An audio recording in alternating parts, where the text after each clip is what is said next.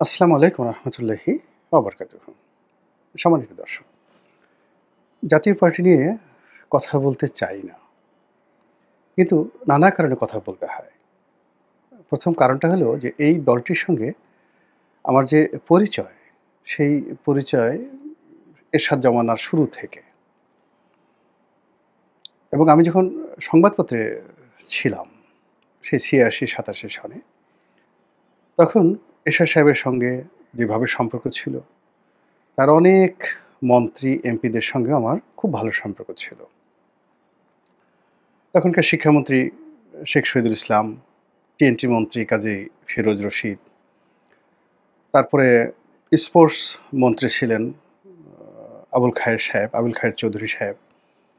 এরকম সবাই এমপিদের মধ্যে অনেক প্রভাবশালী এমপিদের সঙ্গে মানে আসলে জাতীয় পার্টি যেভাবে আমরা এখন স্বৈরাচার বলি, ওটা তাদের আরেকটা চরিত্র।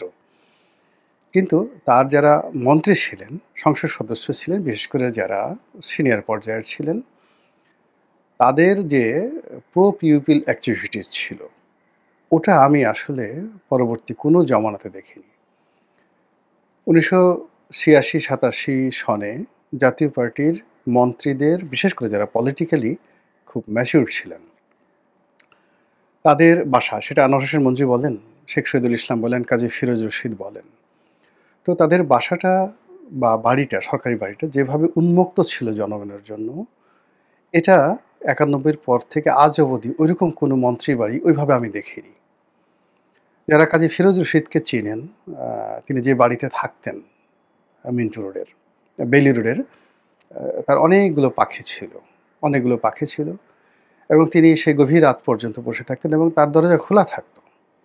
যে কোনো মানুষ যে কোনো সময় তার রুমে ঢুকতে পারতেন এবং ঢুকলে একটু চা খাওয়া যেত, বিস্কুট খাওয়া যেত, কথা বলা যেত, বসা যেত।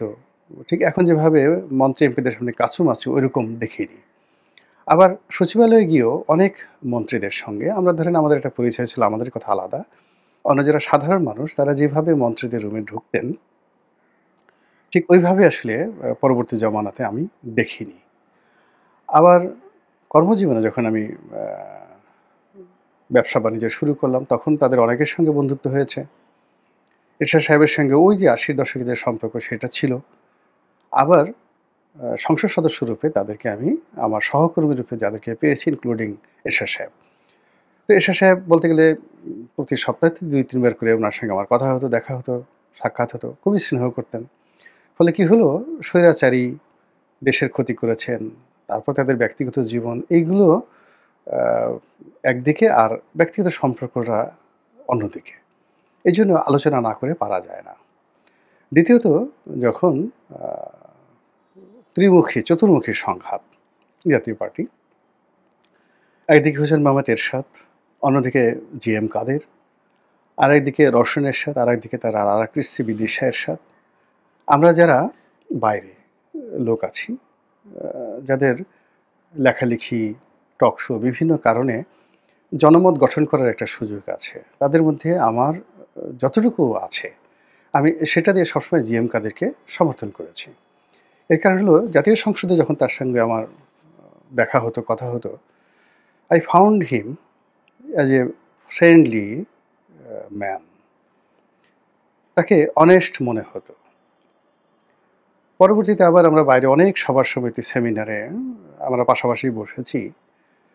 তো তিনি যে আচরণ করতেন, কথাবার্তা বলতেন, এরশাদ সাহেব আমার প্রতি যেভাবে আন্তরিক ছিলেন, উনার মধ্যেও ঠিক সেই আন্তরিকতাটা দেখতাম।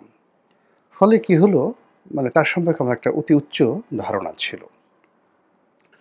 কিন্তু পরবর্তীতে তার জীবনে বেশ কয়েকবার সুযোগ এসেছে। বিশেষ করে ২০২৪ সনের নির্বাচনটা এভয়েড করার তার যথেষ্ট সুযোগ ছিল। যেটা সে করেনি। না করে সে ভারতের কথা মতো যখন সে সেখানে গেলেন আ শেখ হাসিনার সঙ্গে, তার যুক্তি ছিল, ভারত বলেছে।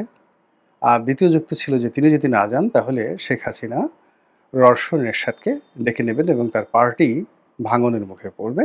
এই যুক্তিতে তিনি সেখানে গিয়েছেন। যেটা আমরা যারা জি.এম. কাদেরকে ভালোবেসেছি এবং যারা জাতীয় পার্টিকে এই ভালোবাসার কারণে তাদের কে নিয়ে অনেক সময় পজিটিভ কথা বলেছি, নেতিবাচক সমালোচনা করেছি, সবকিছুই করেছি। বিষয়টা আসলে আমি অন্তত মানতে পারিনি। ফলে তখন থেকে আসলে আমি আ জি.এম. কাদের সাহেবের সমালোচনা করে আসছি। খুবই নিষ্ঠুর সমালোচনা করে আসছি। যা জি.এম. কাদেরকে নিঃসন্দেহে আহত করেছে। তার যারা প্রতিপক্ষ তাদেরকে আন্দোলিত করেছে, তাদেরকে খুশি করেছে। এরপর থেকে জি.এম. কাদের সাহেবের সঙ্গে আমার আসলে আর দেখাও হয়নি, কথাও হয়নি। এর মধ্যে তিনি যথেষ্ট বৃদ্ধ হয়ে গেছেন, ইমেজ হারিয়েছেন। তার পার্টির মধ্যে তার আ অবস্থা খারাপ হয়ে গেছে এবং তার সম্পর্কে যে সকল বদনাম, দুর্নাম এই ২৪ এর নির্বাচনের পরে শুনে আসছি, সেটা তার চারিত্রিক স্খলঙ্ঘন, তার আ অর্থনৈতিক অসততা, ব্যক্তিত্বের দুর্বলতা এবং ব্যক্তিগত লোভ এবং লালসা। যেটা ২০২৪ সনের আগে আমি আসলে কল্পনাও করতে পারিনি। এনিওয়ে, তারপর আমার কাছে মনে হয়েছে যে এই দলটি এখনো পর্যন্ত এরশাদের নামের কারণে উত্তরবঙ্গের অনেকগুলো এলাকাতে বেশ জনপ্রিয় এবং সেখানে ভালো প্রার্থী দিলে জাতীয় পার্টি একটা ভালো ভোট পেয়ে পাশ করে আসতে পারে। তো তিনি আ নির্বিবাদ ক্ষমতার অধিকারী হওয়ার পর অর্থাৎ রওশন এরশাদকে পরাজিত করার পরে ২০২৪ সনে আ আওয়ামী লীগ ক্ষমতায় আসার পরে তিনি অতিমাত্রায় ক্ষমতাধর, অতিমাত্রায় বিশ্বাসী হয়ে পড়েন, আত্মবিশ্বাসী হয়ে পড়েন। এবং যখন সংসদে প্রধান বিরোধী দলীয় নেতা হন এবং শেখ হাসিনাও একটা সময় তার প্রতি খুব রাগ ছিল। পরে আবার তিনি দেখলেন যে বিকল্প নাই। তখন তাকে তিনি আবার প্রমোট করা শুরু করলেন ইনস্টেড অফ রওশন এরশাদ। এই অবস্থায় শেখ হাসিনার পতন হলো এবং শেখ হাসিনার পতনের পরে সব মানুষের ক্রোধ গিয়ে এই জি.এম. কাদের এবং তার পরিবারের উপর পড়ল। তো কিছু মানুষ আমরা চেয়েছি যে না থাকুক, জাতীয় পার্টি থাকুক, তার বিচার হোক কিন্তু জাতীয় পার্টির উপর যেন কোনো মব তৈরি করা না হয়। তো সেইভাবে জাতীয় পার্টি টিকে আছে এবং বেশ কয়েকবার জাতীয় পার্টির অফিসে মব তৈরি করার চেষ্টা করা হয়েছে। জি.এম. কাদের সাহেব সাহস দেখিয়েছেন। আমি প্রশংসা করেছি। কিন্তু হাল আমলে এসে তিনি অল অন এ সাডেন তার দলটিকে আবার নতুন করে বিতর্কের মুখে ফেলে দিয়েছেন। এমনিতেই দলের যারা শীর্ষ নেতা রয়েছেন, আ কাজী ফিরোজ রশীদ থেকে শুরু করে শহীদুর রহমান ট্যাপা, আবু হোসেন বাবলা, এরা এই ঢাকার রাজনীতিতে খুবই শক্তিশালী এবং তাদের যে শক্তিমত্তা এবং অর্থবিত্ত এটা বিএনপি, আওয়ামী লীগের যেকোনো নেতার চাইতে কোনো অংশে কম নয় এখনো। তাদের বিরুদ্ধে হয়তো মামলা আছে, পালিয়ে আছে। কিন্তু পল্টন এলাকাতে যদি ট্যাপা, শহীদুর রহমান ট্যাপা তিনি চান যে একটা ঘটনা ঘটাবেন এখানে, তার লোক আছে, জন আছে, টাকা আছে এবং এই পল্টন, পুরা পল্টন যে এলাকাতে জাতীয় পার্টির অফিস, নয়াপল্টন এলাকাতে আসলে মির্জা আব্বাস বলেন, অন্যান্য যারা বলেন, তারা আসলে উনার সাথে গন্ডগোল করতে চাইবেন না। গন্ডগোল করতে চাইবেন না। আপাত দৃষ্টিতে মনে হতে পারে ক্যাডার বেশি। কিন্তু শহীদুর রহমান ট্যাপার একটা অবস্থান আছে। আবার পুরনো ঢাকার বিশেষ করে সায়েদাবাদ থেকে শুরু করে ডেমরা এই অঞ্চলে বাবলা, আবু হোসেন বাবলা তার যে ক্ষমতা, এখন সেই ক্ষমতাতে ধরেন নবিউল্লাহ নবী বলেন বা ওখানে দৌড় সালাউদ্দিন বলেন, বিএনপির দৌড় সালাউদ্দিন বলেন বা ইশরাক বলেন, তাদের কারোর চাইতে এখনো পর্যন্ত আবু হোসেন বাবলার ক্ষমতা কোনো অংশে কম নয়। আর পুরো ঢাকার শহরে এখন ধরেন বিএনপির যারা গ্র্যান্ড মাস্তান আছে, তারা কিন্তু পুরো ঢাকার শহরে ওইভাবে অলিতে গলিতে মাস্তানি করার মতো অবস্থা তাদের নেই। মানে অ্যাজ এ হোল না। যেমন ধরেন একটা এলাকাতে নীরব সাহেব আছেন, তিনি নিয়ন্ত্রণ করছেন।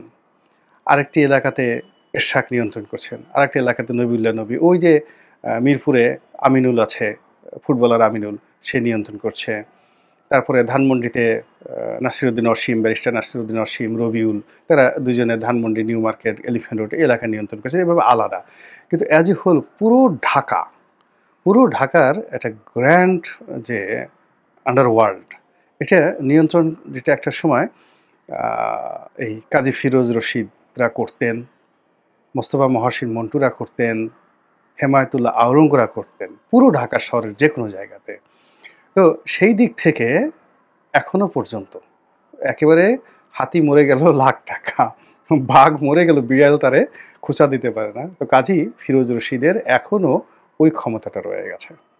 একইভাবে যদি আপনি রুহুল আমিন হাওলাদারের কথা চিন্তা করেন, তিনি সেই পুরো শিল্প অঞ্চলে তেজগাঁ থেকে শুরু করে একেবারে টঙ্গী, গাজীপুর পর্যন্ত সেই স্বাধীনতার পরে মানে স্বাধীনতার পর থেকে একেবারে আজ অবধি এখন দাপট দেখাচ্ছেন না, কিন্তু আমি যদি ধরি উনি মন্ত্রী হওয়া পর্যন্ত, এরশাদের জমানা পর্যন্ত এই পুরো এলাকায় তার চেয়ে বড় মাস্তান কেউ ছিল না। তো তিনি গাজীপুরের ওই অঞ্চল থেকে শুরু করে পুরো শিল্প অঞ্চলের যে শ্রমিক রাজনীতি, তার সঙ্গে অস্ত্রবাজি, মাস্তানি, গুন্ডামি এবং এর সঙ্গে সঙ্গে আবার টাকা পয়সা।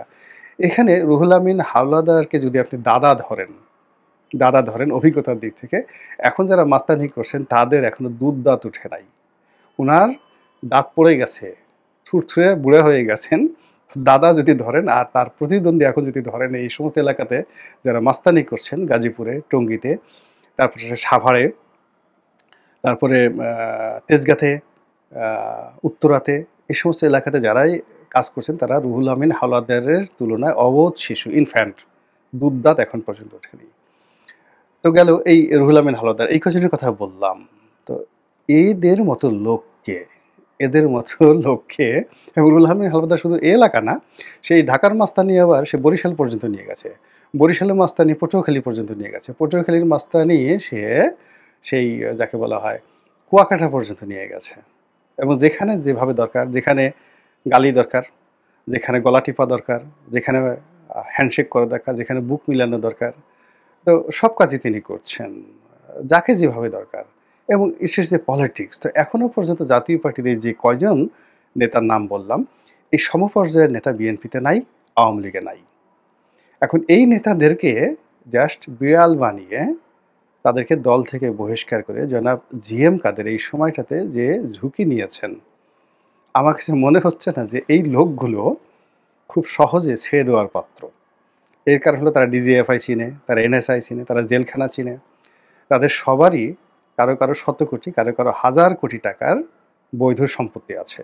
এই ঢাকা শহরে হাজার কোটি টাকার বৈধ সম্পত্তি আছে, তাদের ক্যাডার আছে, অস্ত্র আছে, তারা অস্ত্র চালাতে জানে, লাইসেন্স করে অস্ত্র চালাতে জানে, এমনকি বোমা মারতে, জর্দাজি ডিব্বা কীভাবে বানাতে হয়, হ্যাঁ, সেই মুনসিল দিয়ে, পটাশ দিয়ে কীভাবে বোমা বানাতে হয়, সেই বোমা আবার কীভাবে কার গায়ে মারতে হয়, এইগুলোর হাতে কলমের ট্রেনিং একটা মাস্টার, বুঝতে পারছেন ঘটনাটা। এই সবগুলো লোককে যেভাবে মানে তাড়িয়ে দেওয়া হয়েছে, একইভাবে সেই আনিসুল ইসলাম মাহমুদ সাহেবের মতো অভিজাত, ভদ্রলোক, শিক্ষিত, সজ্জন লোকদেরকেও উনি তাড়িয়ে দিয়েছেন।